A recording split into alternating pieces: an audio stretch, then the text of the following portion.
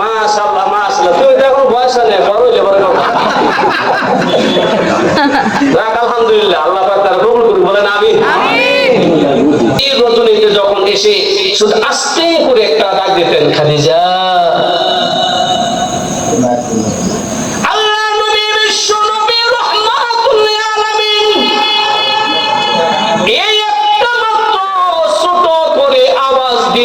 হয়তো আম্মাজাতুল খাদিজাতুল কুবরা রাদিয়াল্লাহু তাআলা আনহার সাথে সাথে দরজাটা খুলতে একটা সেকেন্ড দেরি হতো না, বলেন সুবহানাল্লাহ। নবীজি ডাক দিয়ে বলে, খাদিজা গো, তুমি কি ঘুমাও নাই? আস্তে করে ডাক দিলাম, একটা ডাকের পরে আরেকটা ডাক দিতে হয় নাই, সাথে সাথে তুমি দরজাটা খুলে দিলে। সব সময় তো তাড়াতাড়ি দরজাটা খুলে দাও, কোনো সময় তো দেরি হয় না। আম্মাজাতুল খাদিজাতুল কুবরা রাদিয়াল্লাহু তাআলা আনহা ডাক দিয়ে বলেন, নবী গো, আপনি যখন বাইরে থাকেন, আপনি যতক্ষণ পর্যন্ত আমার বাড়িতে না আসেন, আর আপনি বেশিরভাগ রাত্রে আসেন, রাত্রে কোন সময় আসেন, অনেক সময় অনেক লেট হয়ে যায়। আপনি সারাটা দিন দিনের কাজ করার পরে আপনি বাড়িতে আসেন, ক্লান্ত শরীর নিয়ে আসেন। আমি খাদিজা যদি ঘুমিয়ে থাকি আর আমার স্বামী বিশ্ব নবী দরজার সামনে এসে দাঁড়িয়ে থাকবে, আমার স্বামীর কষ্ট হবে, আর আমি খাদিজা না দেখে আরামে ঘুমাবো, এটা আমি কোনদিন হইতে পারি না, দিতে পারি না। এই জন্য আপনি যতক্ষণ পর্যন্ত বাসায় না আসেন, ততক্ষণ পর্যন্ত আমার শরীরটা আমি বিছনায় লাগাই না, দরজায় দাঁড়িয়ে দাঁড়িয়ে থাকি, বলেন সুবহানাল্লাহ। খাদিজাতুল কুবরা রাদিয়াল্লাহু তাআলা আল্লাহ নবীকে সব দিক দিয়া সাপোর্ট করেছেন। একজন স্ত্রী যদি স্বামীর সুখ দুঃখ সবকিছু যদি কি করে নেয়, মেনে নেয় এবং শেয়ার করে নেয়, ওই স্বামী যতই কষ্ট করুক না কেন, স্ত্রীর সুখ যখন বাড়িতে পায়, স্ত্রীর হাসি মাখা মুখ যখন বাড়িতে এসে পায়, সাথে সাথে যখন সব কিছু প্রস্তুত হয়ে যায়, স্বামী সারাটা দিন যত কষ্ট করে, ওই একটা মুহূর্ত দেখে সমস্ত কষ্ট দূর হয়ে যায়। সেই নিয়ম অনুযায়ী আল্লাহ নবী বিশ্ব নবী রাহমাতুল লিল আলামিন একদিন হঠাৎ করে রাত্র হয়ে গেছে, গভীর হয়ে গেছে, আল্লাহ নবী বাসায় আসে না। আম্মাজান খাদিজাতুল কুবরা রাদিয়াল্লাহু তাআলা আনহা পেরেশান হয়ে গেলেন, ছটফট করতেছেন, না জানি কোন বিপদ এসে গেল, না জানি আমার স্বামীর উপরে কেউ টর্চার শুরু করে দিল, অত্যাচার শুরু করে দিল। এই জন্য খাদিজাতুল কুবরা রাদিয়াল্লাহু তাআলা আনহা বাইর হয়ে গেলেন আল্লাহ নবীকে তালাশ করার জন্য, বলেন সুবহানাল্লাহ। খুঁজতে খুঁজতে যখন কাবা ঘরের সামনে গেলেন, যাওয়ার পরে দূর থেকে লক্ষ্য করে তাকিয়ে দেখেন আল্লাহ নবী বিশ্ব নবী রাহমাতুল লিল আলামিন সাহাবায়ে কেরামদেরকে নিয়ে কোরআন থেকে ওয়াজ করতেছেন, বলেন সুবহানাল্লাহ। আল্লাহ নবী বিশ্ব নবী রাহমাতুল লিল আলামিন সাহাবায়ে কেরামদেরকে নিয়ে যখন কোরআনুল কারীম থেকে যখন ওয়াজ করতেছেন, আম্মাজান খাদিজাতুল কুবরা রাদিয়াল্লাহু তাআলা আনহা বলেন, আমি লক্ষ্য করে তাকে দেখি আমার স্বামী এবং সাহাবীদের উপরে কোনো মেঘমালা, আকাশে কোনো মেঘমালা দেখা যায় না, মেঘমালা ছাড়া অন্য কোনো কিছুই দেখা যায় না, কিন্তু আমার স্বামী এবং সাহাবীদের উপরে ঝর্ণার মতো বৃষ্টি পড়তেছে, বলেন সুবহানাল্লাহ। খাদিজাতুল কুবরা রাদিয়াল্লাহু তাআলা আনহা দৌড়ে বাড়িতে চলে গেলেন। এই জন্য বাড়িতে চলে গেলেন,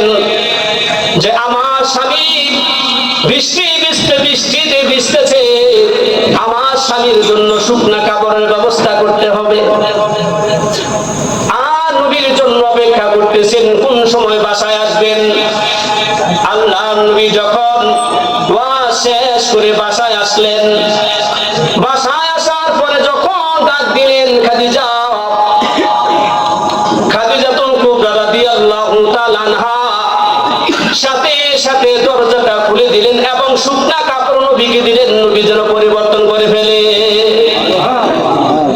আল্লাহ নবী ডাক দিয়ে বলে, খাদিজা, আমাকে কেন তুমি শুকনা কাপড় দিচ্ছ কাপড় পরিবর্তন করার জন্য? আমি তো ভিজে নাই, আমার কাপড় তো নাপাক না, তাহলে তুমি কেন আমার কাপড় পরিবর্তন করার জন্য শুকনা কাপড় দিচ্ছ? আম্মাজান খাদিজাতুল কুবরা রাদিয়াল্লাহু তাআলা আনহা ডাক দিয়ে বলে, ওগো স্বামী, আমি যখন গিয়ে আপনাকে দেখেছি আপনি ওয়াজ করতেছেন সাহাবীদেরকে নিয়ে, তখন আমি লক্ষ্য করে দেখেছিলাম আপনার উপরে এবং আপনার সাহাবীদের উপরে বৃষ্টি পড়তেছে। আমি মনে করেছিলাম আপনি ভিজা শরীর নিয়ে আপনি বাড়িতে আসবেন, আপনি অসুস্থ হয়ে যাবেন, এই জন্য আপনার জন্য শুকনা কাপড় নিয়ে দাঁড়িয়েছি, যাতে করে আপনি ভিজা কাপড় পরিবর্তন করে শুকনা কাপড় পরিবর্তন করতে পারেন। আল্লাহ নবী ডাক দিয়ে বলে, খাদিজা, তুমি যে বৃষ্টির পানি দেখেছো, তুমি যে বৃষ্টির পানি পড়তে দেখেছো আমার উপরে, আমার সাহাবায়ে কেরামের উপরে, এই বৃষ্টির পানি দুনিয়ার আসমান থেকে কোনো বৃষ্টির পানি পড়ে আমাদের কাপড় ভিজে যাবে এমন কোনো বৃষ্টির পানি নয়। তুমি জানো নি এটা কিসের পানি? এটা হলো আমার কোন উম্মত যখন কোন কোরআন কারীমের মজলিসে ওয়াজ মাহফিলে, কোরআন কারীমের মজলিসে ওয়াজ মাহফিলে যেখানে কোরআন কারীমের আলোচনা করা হয়, এই ওয়াজ মাহফিলের প্যান্ডেলের ভিতরে যারা বসবে, বসার কারণে আল্লাহ রহমত এবং খাজানা, আল্লাহ রহমত এবং সাকিনা তাদের উপরে এই বৃষ্টির মতো ঝর্ণার মতো পড়তে থাকবে। বলেন সুবহানাল্লাহ।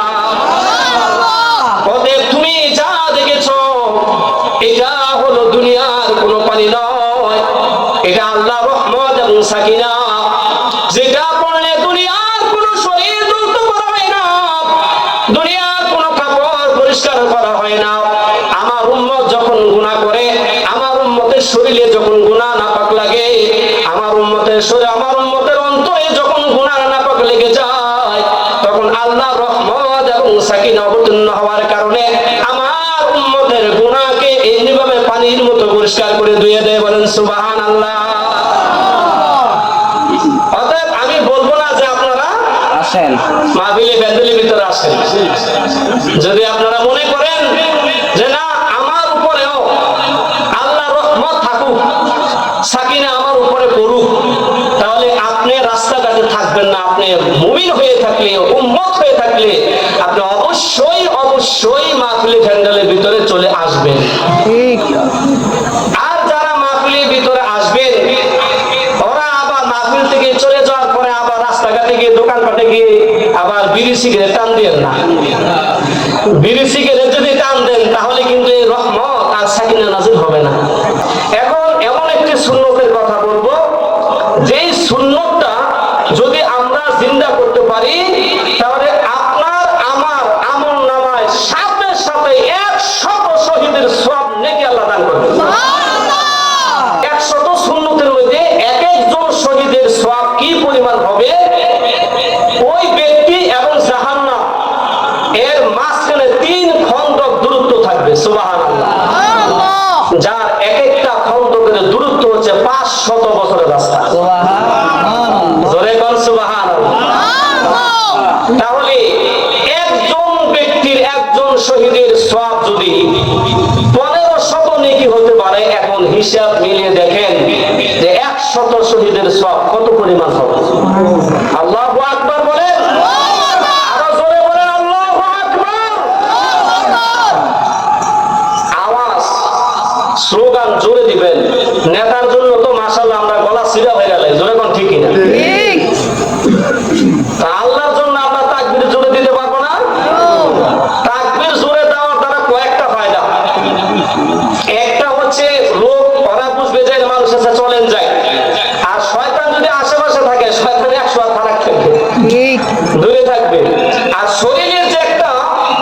উদ্দীপনা চেতনা আছে এটা ফিরে আসবে, শরীরের অলসতা দূর হয়ে যাবে। সবচেয়ে বড় কথা হচ্ছে আল্লাহ পাক খুশি হয়ে যাবে। জোরে বলেন আল্লাহু আকবার। আমাদেরকে মাহফিলে আসার সুযোগ দিয়েছেন কে? আরো জোরে বলেন কে দিয়েছেন? তো একটা সুন্নাত হলো, আমি যখন নামাজে দাঁড়াবো তখন নামাজে দাঁড়ানোর সময় কাঁধে কাঁধ মিলিয়ে, এই কাঁধে কাঁধ অর্থ হলো কাতার সোজা করা। কি করা? কাতার সোজা করা। কাতারের মাঝখানে যেন কোনো ফাঁকা না থাকে। যদি আমি এমন অবস্থায় নামাজে দাঁড়াই, সাথে সাথে আপনার আমার আমলনামায় 100 শহীদের সওয়াব লেখা হবে।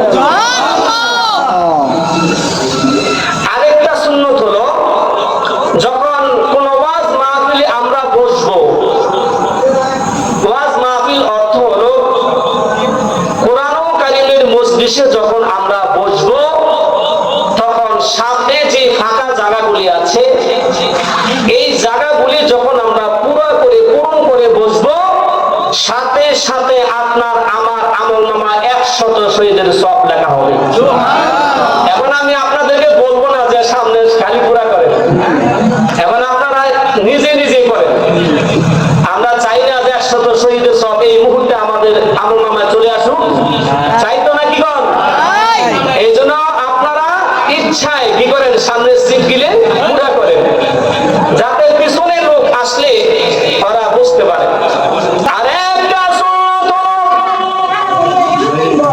আপনি আমি যখন বাড়িতে চলে যাব, বাড়িতে যাওয়ার পরে যাদের স্ত্রী আছে, এখন হাত তোলেন দেখি কয়জন বিয়া করছেন। লজ্জা পাবেন না, আমি তো করছি এই জন্য হাত তুলছি। নামান মাশাআল্লাহ, কয়জন বিয়া করেন হাত তোলেন তো দেখি।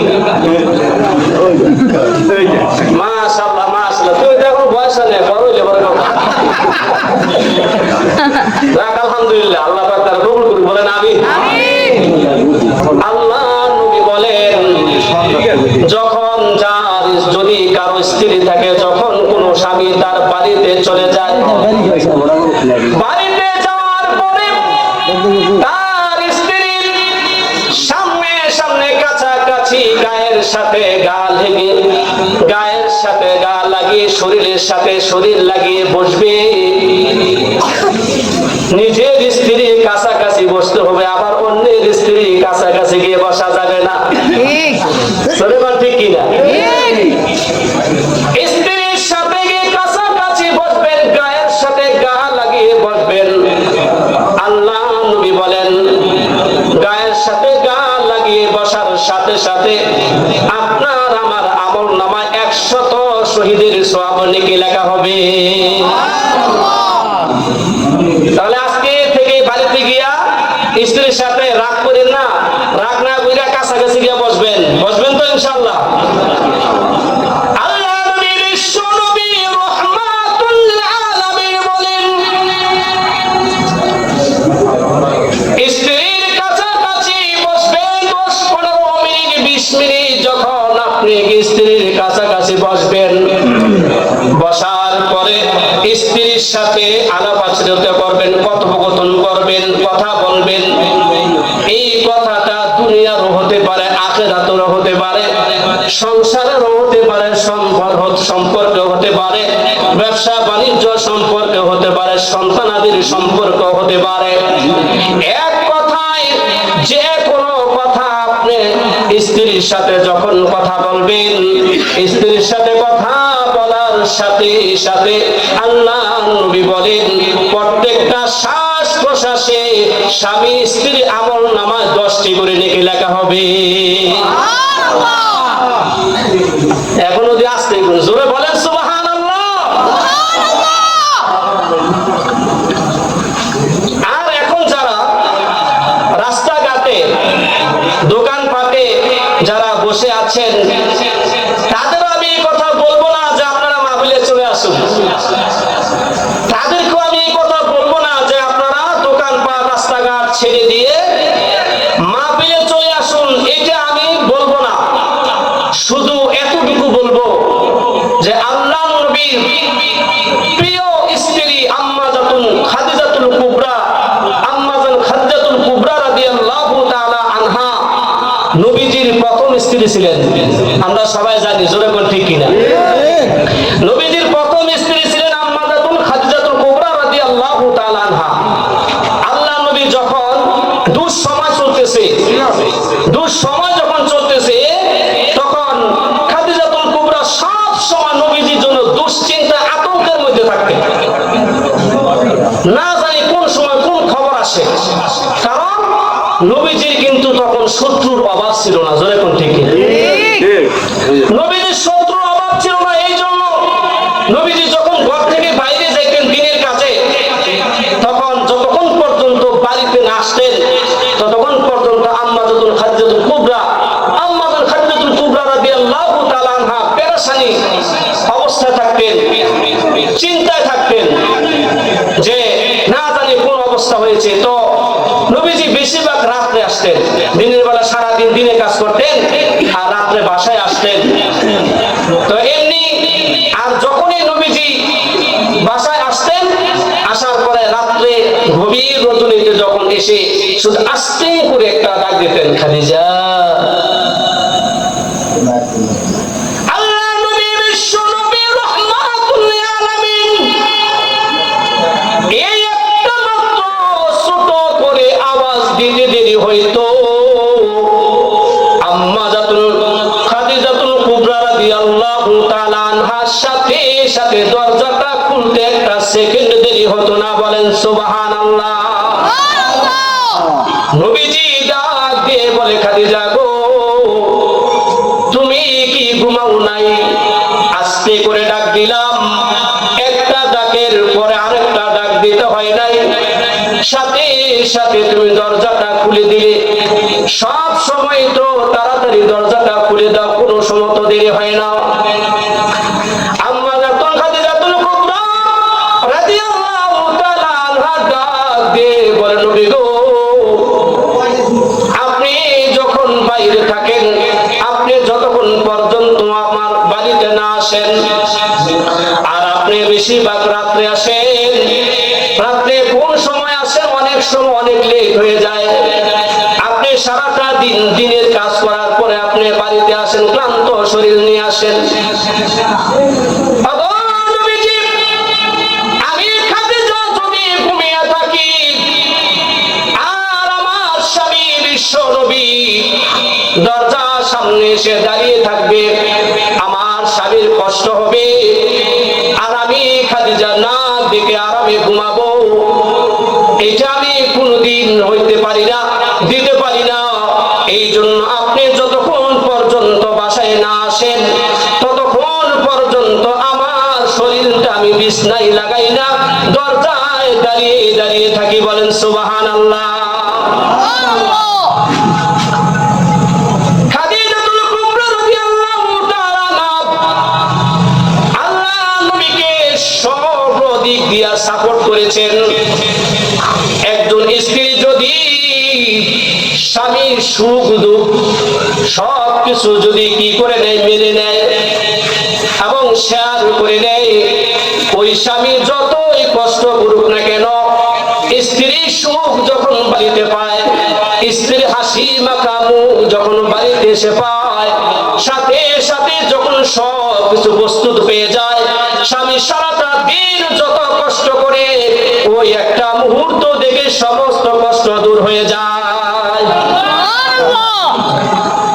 সেই নিয়ম অনুযায়ী আল্লাহ নবী বিশ্ব নবী রাহমাতুল লিল আলামিন একদিন হঠাৎ করে রাত্র হয়ে গেছে, গভীর হয়ে গেছে, আল্লাহ নবী বাসায় আসে না। আম্মাজান খাদিজাতুল কুবরা রাদিয়াল্লাহু তাআলা আনহা পেরেশান হয়ে গেলেন, ছটফট করতেছেন, না জানি কোন বিপদ এসে গেল, না জানি আমার স্বামীর উপরে কেউ টর্চার শুরু করে দিল, অত্যাচার শুরু করে দিল। এই জন্য খাদিজাতুল কুবরা রাদিয়াল্লাহু তাআলা আনহা বাইর হয়ে গেলেন আল্লাহ নবীকে তালাশ করার জন্য। বলেন সুবহানাল্লাহ। খুঁজতে খুঁজতে যখন কাবা ঘরের সামনে গেলেন, যাওয়ার পরে দূর থেকে করে তাকিয়ে দেখেন আল্লাহ নবী বিশ্ব নবী রাহমাতুল লিল আলামিন সাহাবায়ে কেরামদেরকে নিয়ে কোরআন থেকে ওয়াজ করতেছেন। বলেন সুবহানাল্লাহ। আল্লাহ নবী বিশ্ব নবী রাহমাতুল লিল আলামিন সাহাবায়ে কেরামদেরকে নিয়ে যখন কোরআনুল কারীম থেকে যখন ওয়াজ করতেছেন, আম্মা জান খাদিজাতুল কুবরা রাদিয়াল্লাহু তাআলা আনহা বলেন, আমি লক্ষ্য করে তাকে দেখি